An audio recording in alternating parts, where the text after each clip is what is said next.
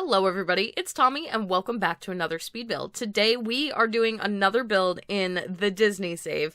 This has sort of turned into the Disney save week, so I'm sorry if this isn't really your thing. Most of you seem to be enjoying it, but I kind of had a mess up in my schedule last week. I had some stuff go on and a lot of stuff got moved around and it made me a little off track. So I decided I was going to push out quite a few Disney save videos this week and I've really been enjoying it. I feel like when I wake up in the morning and I'm thinking about what can I build next, what do I want to plan out, it is the Disney save. And while I have this little bit of momentum and I'm feeling really good about it, I obviously want to keep putting all of my effort into it. So today we are actually building our very first residential build, and that means that on Sunday there will be a Create-A-Sim video to go along with it as a bonus. So in that video I will talk a little bit more about who's living here, what their actual hobbies, activities, life, character qualities, traits, and stuff are going to be more.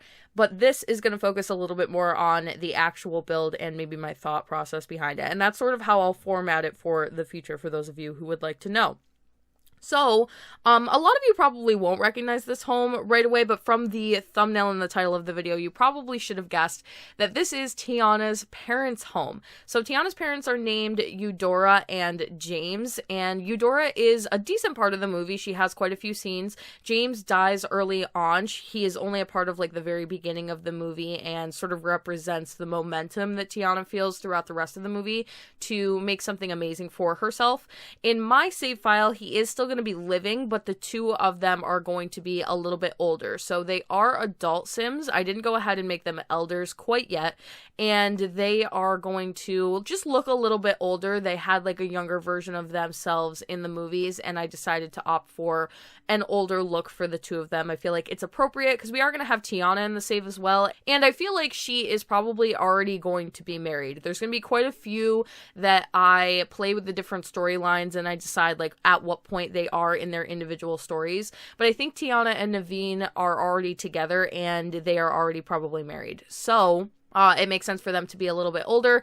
Obviously not 100% movie accurate because James would already be gone. You can do with that as you will. I think he's a brilliant character and obviously a really fun, loving father character, which surprisingly, we don't get a huge amount of in Disney. A lot of the father figures in Disney are interesting, but not necessarily like James. They don't have that same like family-orientated, very strong characteristics. Like, I just feel like when I watched The Princess and the Frog for the first time, he really stood out to me as a character. And in some of the other Disney movies, like The Little Mermaid comes to mind, the father figure can sometimes even be sort of like the villain in a lot of ways, and he never is really depicted as that. He's depicted more as like the reason that Tiana feels the need and feels the drive to do all of the things that she wants to do with her life. So I think he's a really brilliant character. He really stuck with me. I wanted to keep him alive in my save file. Obviously when you guys get your hands on the save, you can do whatever you want. It doesn't bother me either way. And like I said in previous videos, just because somebody is living doesn't mean they will be living in my file, just because people are married, all of that. But for this, I have been pretty much sticking with exactly what happens in the movie. I feel like that's super appropriate and I feel like it's super important as well. As far as their homes go, this was a really big struggle, and like I said, you might not actually recognize the exterior of this because it's actually only 2 shots in the entire movie. There's a scene where Tiana is cooking with her father, and then when they're finished cooking, she goes outside and she lets the whole little neighborhood know that she's finished cooking, and then they share a meal with their neighbors. And that's when you get one of the exterior shots, and you can see that they actually live in some kind of a little community townhome type of situation where a lot of the houses are very similarly shaped, maybe a little bit different with paints and like decor on the exterior, but it's basically just 6 or 7 houses facing one another, kind of going in a straight line with an extra path down the middle. Very townhouse style, very like private neighborhood, but maybe not in the most like wealthy way. And so that one combined with the one scene of them sitting on the porch was basically all I had to go off of for the exterior of the homes. And I really didn't have enough room to build here the way that I wanted to, but I knew that this was going to be like my Princess and the Frog neighborhood. There was quite a few houses from the movie that at one point were going to go here, so it just made the most sense to kind of keep everything in one little area. I actually have another neighborhood that's going to be starting, and I'll let you guys know right now that it's like a Beauty and the Beast neighborhood, and I'll explain more about that in that video. I am keeping themed neighborhoods together just so it doesn't feel all weird and sporadic and you don't have like a bunch of different styles of homes in different areas, because it will look a little bit funny. I like the cohesiveness of like keeping everything generally the same or very similar to one another. So I knew that this lot had to basically go here, but the shape and the size of it is like not what I needed in order to pull this off to its fullest extent. So in the beginning of the video, you saw that I was actually building like 6 houses, and they were all going to be really tiny, facing one another. A lot of them are going to be shells. Like even in this final build, the only real house is the very first one. The other ones are shells, so there's nothing inside them, and I have the doors already locked so that nobody can go inside them. And they're going to serve as either just placeholders for if you create a sim and you want somewhere to move somebody in and you can't really find anywhere in the Disney Save, houses like this will be available. But I also am really hoping we do get a full functioning apartment system in The Sims, and then I can change and update some of these lots so that they are the most functional that they can possibly be, and I will decorate them and do videos appropriately for all of them if that ever happens. I'm really hopeful that it will. I think by the end of The Sims lifetime at least it will, so I can keep updating this and make it into what I fully want and expect it to be.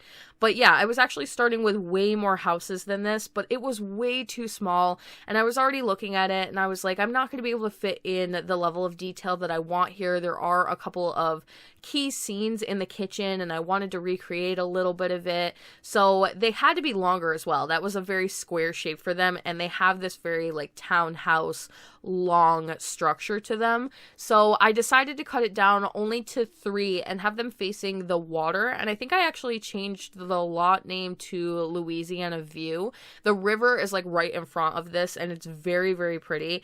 It is gonna probably be a little bit different than a lot of the lots that are gonna go around it. Like I said, this area has seen the most change since I started the Disney Save. I have moved everything around since the beginning of what I was originally planning. Like Tiana's home, she's gonna get her own home in the save, was gonna go like right next to this, but the lot wasn't big enough, it wasn't facing the right way, and I felt like it was more appropriate for a different area. So there was a lot of planning going around, and to be honest, currently I actually have a lot of the lots surrounding this home kind of blank, so we're gonna jump to a new area. After this one, we're going to do another community lot. I think it's a bookstore. You probably could guess what the theming behind that will be. That'll actually be out on Saturday. So yeah, it's a pretty Disney heavy week, and I am going to be putting out a Create-A-Sim video for Eudora and James on Sunday, so stay tuned for that as well. That'll probably be very typical for how I'm going to run this. If I do a residential, you will probably see a Create-A-Sim sometime in the week later on, hopefully for most of them, and that'll just allow me to explain a little bit more of the backstory if you guys are interested in that. If a lot of you are just interested in the builds, that's okay too, but I did want to include those aspects and townies as well. When I change the townies, when I decide to like redo certain families and maybe they don't necessarily have a home, they'll still get Create-A-Sim videos so that you can get a little bit more backstory with that. So yeah, we have our 3 beautiful little townhomes here, very different, very similarly shaped. They are actually based after the shots when they zoom out on the little town. I was actually looking at the different houses and just picking out ones that I felt like looked really nice. The shots from the movie are taken at night, so I actually couldn't figure out what all of the colors were, but I felt like this was a really pretty little scheme to do.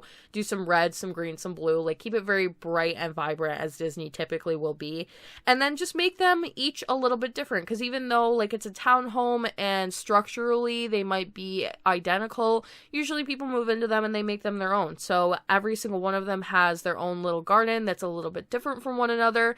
In particular, the very first one, which is actually James and Eudora's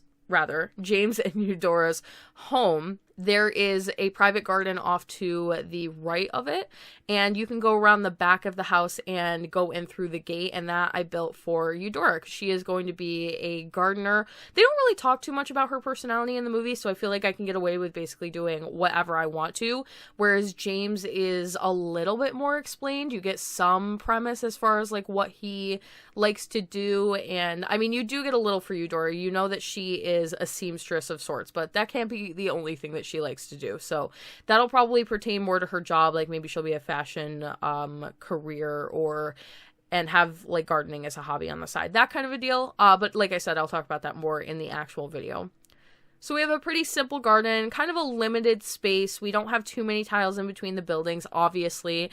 These types of homes are typically put very close together, and it can be a very tight-knit community because you are like right up on your neighbors all the time, windows facing one another. I actually lived in a home similar to this. It wasn't a townhome. It was like an apartment where there's literally no room in between the apartments. You have like a sliver of land and you can't actually even go into it. There's usually like a fence that's blocking it, so it's a very similar idea. I did want to do a little bit of landscaping, a little bit of some of the trees that are surrounding in the area, bringing like the surrounding landscaping onto the lot, just making it a little bit more busy.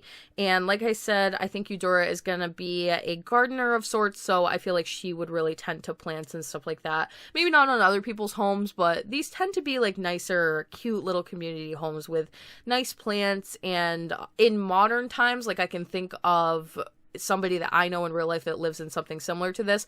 They have like a gardener that comes around and like makes sure all the plants look uniform and stuff like that. Do I necessarily think that's the case for this neighborhood? Not really, but I feel like the idea is still there. You would want to keep your house looking nice. So we've got some cute plants, some rocks, some general foliage and trees and stuff. I try to put a couple trees on every single lot. It doesn't always work, and it does cover up a lot of the view sometimes, but it's so realistic. How many houses do you go to that have literally no trees? Depending on where you are in the US, that is definitely like granted, but I would say for Louisiana, you're gonna get some foliage, you're gonna have some beautiful flowers and stuff like that. The shots from the movie did show a little bit of vine work, a little bit of gardening stuff on the exterior, and I feel like that's where the inspiration mostly comes from.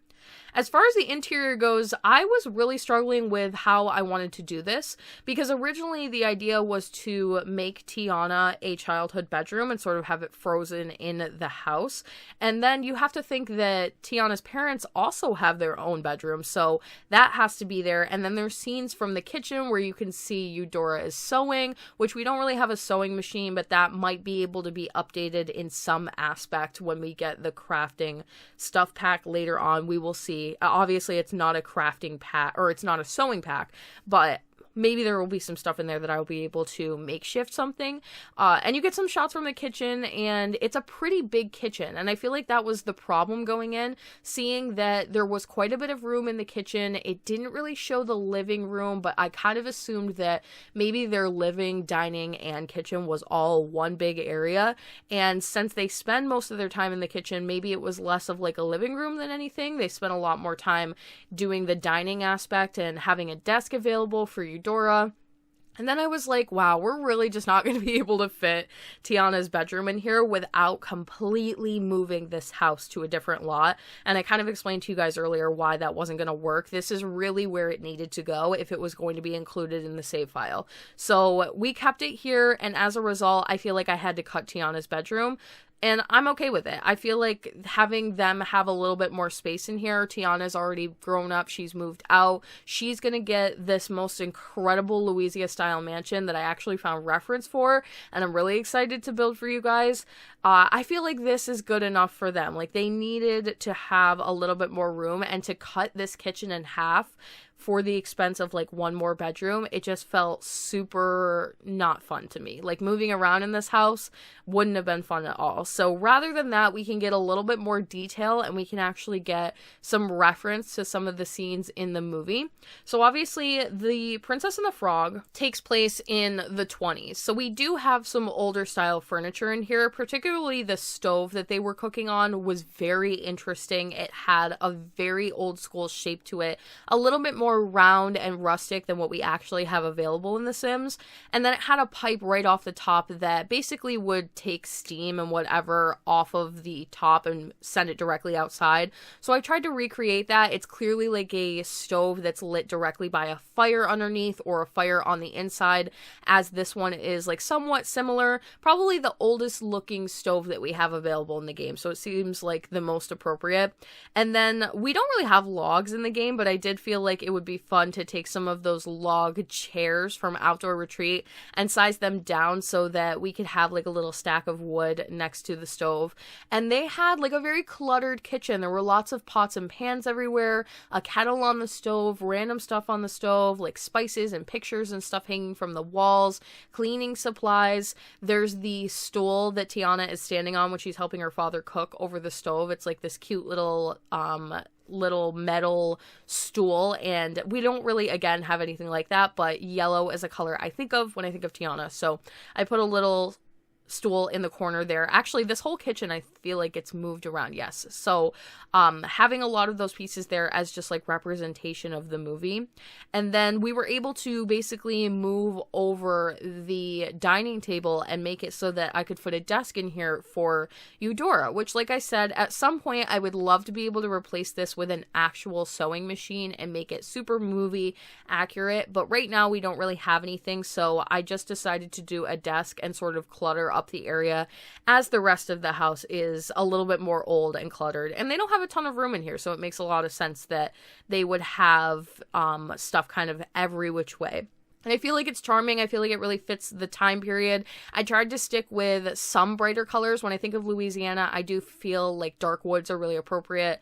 I feel like you can get away with pops of beautiful colors and fabrics like yellows and blue colors and little like oranges and stuff like that. Like really fun, festive colors that maybe you wouldn't put into like a, I don't know, a modern, like clean-cut high-end home. This is like an accumulation of furniture over the years and lots of different little bits and bobs, and I think it's super charming. It feels a lot like Duke's in that way, where everything doesn't necessarily go together, but because of that it feels like it works and everything meshes. The other thing that they had was like lots of pots and pans on the wall, which obviously is kind of a shout out to James. He likes to cook, and they had like kettles on the wall. We do have those sort of items, and then like bookshelves and stuff, which I imagined contained like cooking books and various things like that.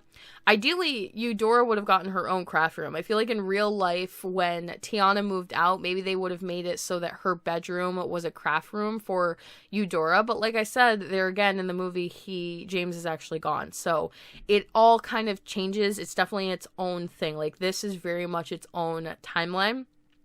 We did not have reference for the bedroom, so I just went with whatever I felt like was appropriate, again, sticking with like the darker woods and some more southern looking plants, some homemade looking items. Really struggled with what I was going to actually put on the wall in here. I wanted to do some pictures. I really wanted family pictures, because when I think of The Princess and the Frog, I feel like as parents, Eudora and James are so family orientated. Like they feel really, really strongly like good parents. So I feel like they would just have pictures of Tiana all over their house.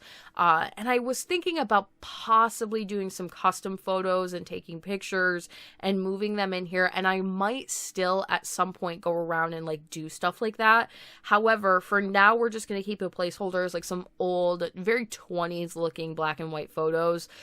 Super, super pretty. I love using those like old school photos in any setting. I feel like they're really, really cool to have, and they definitely don't get used enough.